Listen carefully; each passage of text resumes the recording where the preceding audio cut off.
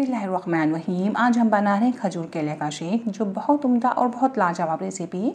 घर के हर अफराद के लिए बहुत मुफीद है ये शेक। अगर आप शेक बनाते हैं, आपका शेक थोड़ा डार्क हो जाता है या दूध फट जाता है, तो मैं आपको बताती हूँ बिल्कुल परफेक्ट तरीका। तो इस रेसिपी को हम बनाना शुरू करते हैं।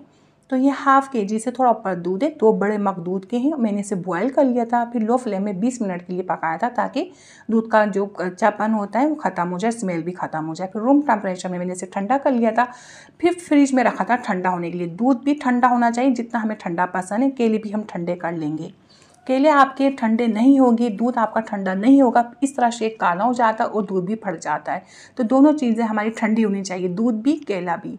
और ये खजूर लिए मैंने 6-7, ये अपने पसंद के मुताबिक ले सकते हैं, आप थोड़ी ज़्यादा भी ले सकते हैं, सीड हटा देंगे। और 1/4 कप चीनी ऐड करेंगे, ये अपने टेस्ट के मुताबिक। हाफ़ कप दूध है, थोड़ा सा ऊपर है, तो 1/4 कप चीनी मैंने ऐड की है।